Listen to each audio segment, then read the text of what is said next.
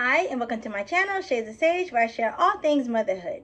My name is Tashima. I'm a doula, chef, and mama of 5. And today I'm talking all about some natural ways to increase your breast milk supply. So if you're interested in that, then just keep watching. So if you're new to my channel, hi and welcome. Thank you for stopping by today. So as I said, I am a mom of 5. I just had my 5th child in October of last year. And I have exclusively breastfed all 5 of my children so far. My baby is 7 months, almost 8 months now. And I usually do at least that first year breast milk, no formula ever. Okay, so I have a lot of tips. I have been breastfeeding for like the last 7 years or so, and I have a lot of information, you know, just personal information and information as a doula and helping other clients and things like that with their breastfeeding journey as well. So we're going to talk about some ways to increase your breast milk supply if you feel like you're struggling. If you feel like you're struggling in that area, but I have noticed that most of you who watch my channel are not subscribed.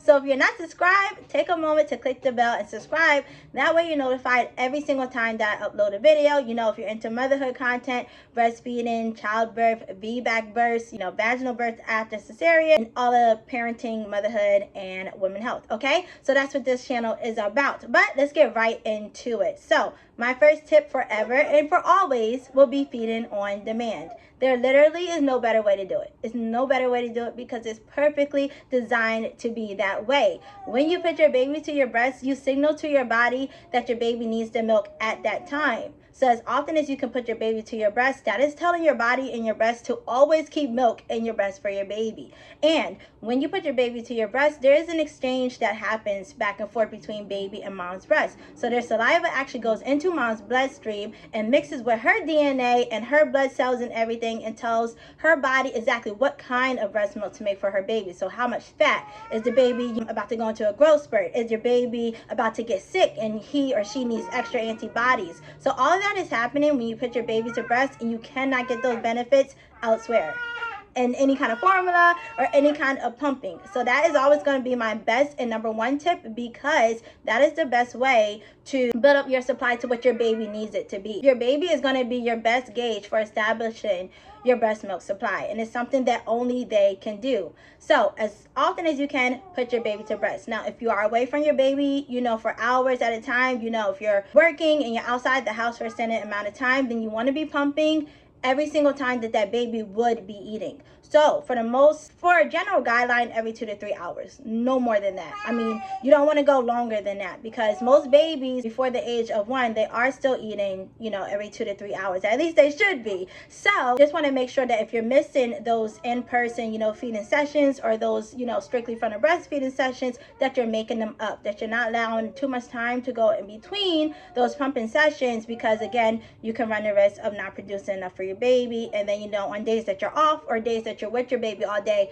you may not have enough milk if you're not keeping up with your pumping schedule when you are away from your baby. But if you're in the home, if you are there with your baby, just put your baby to your breast. It's the easiest thing to do in most cases, and it's the best way to establish, build, and maintain a healthy breastfeeding supply. So my next tip for maintaining a healthy breast milk supply for you and your baby is making sure that you stay hydrated as mom, because your body is using so much of your own resources, right, in order to make your breast milk. And obviously we know that breast milk is composed a lot of water, like more than half. So you need that hydration. Now, again, when you're breastfeeding, your body or your baby is going to get the bulk of everything. Your baby's going to get first priority of everything. Same thing as when you're pregnant. So it does not change once you give birth to your baby. Your baby is getting all of the nutrients, all of the hydration that you may have in your body. So if you're not taking in enough breast milk, or if you're not taking in enough water to maintain your breast milk, what will happen is you will become dehydrated, and then that will lead you to having a decrease in your breast milk supply. So you don't want to run the risk of that. You want to be making sure that you're drinking water, a lot of water, more than during your pregnancy, and probably the most amount of water that you're going to drink in your life. Now, don't force water on yourself. I feel like a good tip that really worked for me, and I actually was given this tip my first time around, so it's something that I have used for all of my breastfeeding journeys, is to drink water when you're breastfeeding. So obviously, you know, if you're breastfeeding your baby and they're at breast, that you're doing that pretty often throughout the day, right? But if you can remember in your mind to drink water every single time that you nurse your baby, that will kind of help you to, you know, make sure that you're drinking enough water throughout the day. So obviously your water needs or your hydration needs is going to depend on your own personal weight, and if you're in a hot climate and things like that. If you're very, very active, of course you want to take in more water, you know, if you're exercising or whatever.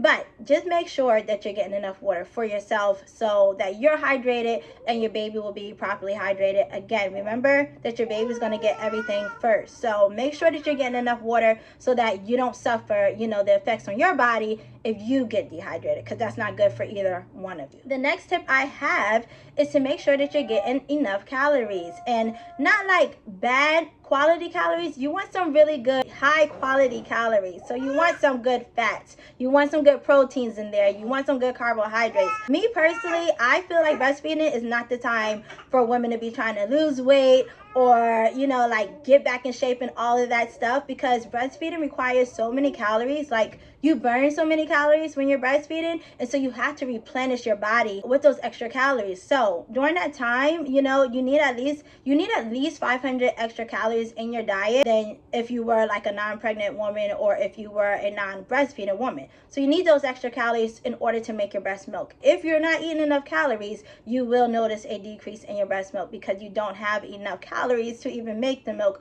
for your baby. So then again, this is not the time to be skimping on your calories. I personally don't agree with like a weight loss journey while you're breastfeeding. Like, that can wait, that can come later. Just make sure that you're getting all your calories so you can make, you know, sufficient breast milk for your baby. So like I said, good quality calories. Of course you're going to want some junk here and there. I have an extreme sweet tooth when I am breastfeeding. Oh my gosh, it's so bad.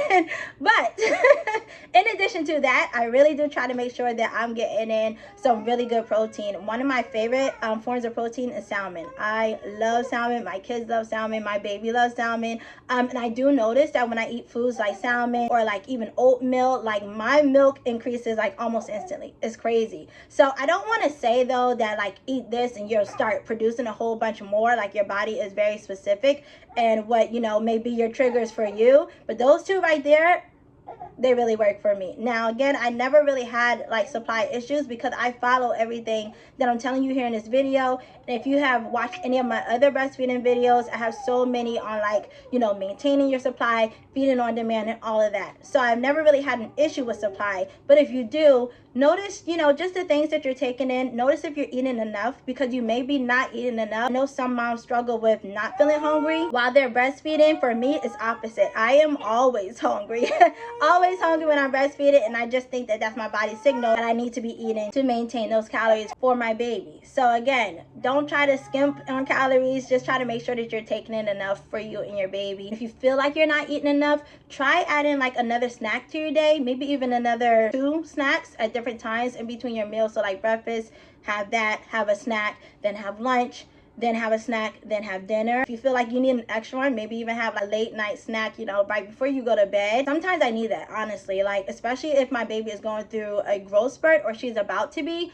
I need extra calories. I can tell in my body that I'm hungrier and it's usually because she needs it for a growth spurt or another milestone that she's about to meet. So try to follow, you know, your own natural hunger cues. And if you feel like your milk is decreasing as your baby gets bigger, as your baby gets heavier and gains more weight, then try adding an additional snack or another meal to your day and see how that makes you feel. See if you feel satiated, and of course that will translate over to your baby and your breastfeeding journey, so that hopefully you have enough milk for your baby. Hopefully you can produce enough milk for your baby. So the next tip is to follow your baby's feeding cues or your baby's cues of hunger, and don't skip breastfeeding sessions. So again, like I was saying, this mainly is talking about pumping. You don't want to skip when your baby would normally be eating. But like I said, if you're around your baby, I just recommend just putting on the breast so that you're getting that exchange, you know, back and forth. But again, if your baby, so say you just fed your baby, I don't know, like 10 o'clock, but your baby is showing signs of being hungry by like 11:30, don't feel as though like you have to push back the feeding, or that, you know, your baby can't possibly be hungry,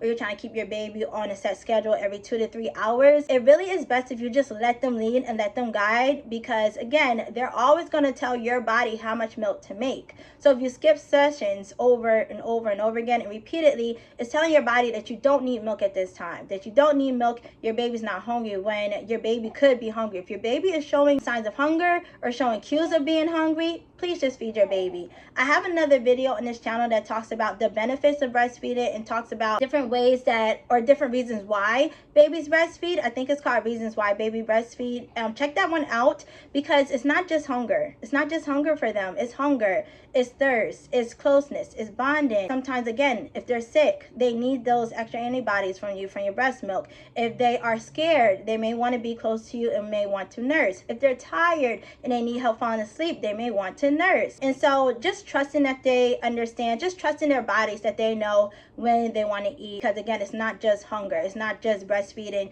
to fill their bellies. It's also to fill their spirit and their soul. So make sure that you're feeding your baby and that you're not skipping feedings, and that if you are pumping, you're not skipping pumping sessions. Excuse me, we are having a rough day with her sleeping lately. She has not been wanting to take her naps, so I'm gonna have to strap her to me after this video. Let's see, do I have any more tips? So you definitely want to make sure that you're feeding equally from both breasts. Like, you don't want to overfeed on one breast and then your baby or your body runs the risk. Your baby runs the risk of preferring one breast over the other. That can happen, especially if, like, say one side is easier to latch for you than the other side, or your baby seems to like prefer one side over the other. You don't want one boob to be doing all the work and then the other one not to be doing, you know, not enough work or producing enough milk, because it's supply and demand even when it comes to your left and your right breast. Okay, so keep that in mind. Your body naturally, especially if you're pumping, you may notice this, that your body, one side may produce more milk than the other. For me, it's my right side. My right side is my go-to one. Like, if my baby is going through a growth spurt or something, or I need her to get milk right away, that's usually the side that I'm going to put her on. But I do try to remember that for the next feeding to start on the left side. Now, it really does depend on you and your baby when you're going to switch,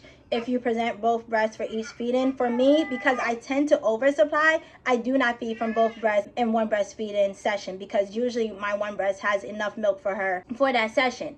But if you're someone who's just starting breastfeeding, or if you're someone that usually has just enough for your baby, not over, but just enough, then you do want to, you know, feed from both breasts for each session, or at least present both breasts. And then if your baby doesn't take the second breast, that's fine, but at least you presented it so that you know where to start the next feeding from. Okay, so the last tip for this video is to manage your stress, or try your best to keep your stress levels down when you're breastfeeding. So as a breastfeeding mom, so stress can negatively impact your breast milk supply. So you don't want to be like in high stress, you know, situations or anything. Whatever you need to do for self-care or to lower your stress in your life, in whatever area it may be, try your best to do that. Even, again, if you're a pumping mom, if you are sitting down to pump and say you're away from your baby, try to do things that are calming to you. So maybe that's listening, you know, to relaxing music, or having the lights dim or low, or just anything that's going to eliminate your stress and just help you to be calm. And again, when you are around your baby, trying to make sure that you're breastfeeding in a stress-free atmosphere. Like, make sure that you have everything around you that you need, that you may want at that time, you know, remote control, your cell phone or whatever. Some snacks by you is even better. Just try to make it like your safe space. When you're breastfeeding, your baby can feel like all of those emotions that you are feeling as mom. So we just kind of have to be mindful of that, to just keep our mental health well while we're breastfeeding, because that's going to help us with our breastfeeding supply as well. And it's not something that people really talk about, but I have noticed, like, throughout, you know, my breastfeeding journeys, that in high stress situations, or if I'm feeling, you know, like nervous or anything like that, that has in the past, you know, decreased my supply. So you got to definitely lower your stress where you can. Practice self-care, whatever that is for you. For me, it's my candles, which I can finally use again, because during my pregnancy I could not. But, you know, having that time for self-care, whatever that looks like for you. Don't skimp on those things. Don't skimp on those things, you know, as a breastfeeding mom and as a mom in general. Like, it's so beneficial. If we're good, then our kids will be good as well. So I think that's all that I have for this video today. I think it was 5 or maybe 6 tips. I don't know. I'll go back and count them all up to see exactly how many. But like I said, I have so many breastfeeding videos on this channel, so you can check them out. I do have a playlist created, and I will link it below as well in the description box. So check that out. A lot of times I put like related videos to this one, or you know, whatever the topic may be. There's always related videos in the description box that you may like or that you may be interested in if you want to continue watching more from me. So that's all for today. I hope that this video was helpful. If you watched it all the way through, let's see, give me a unicorn emoji. I'm feeling like unicorn magical today, so give me a unicorn emoji. That would help me out so much. Thank you for watching the whole video. If you did watch the whole video, clearly I have to go. Poor baby. I gotta get a better schedule, y'all, because this is not working. But anyway, thanks for watching. Remember to let your story be your power, and I'll see you in my next video. Bye.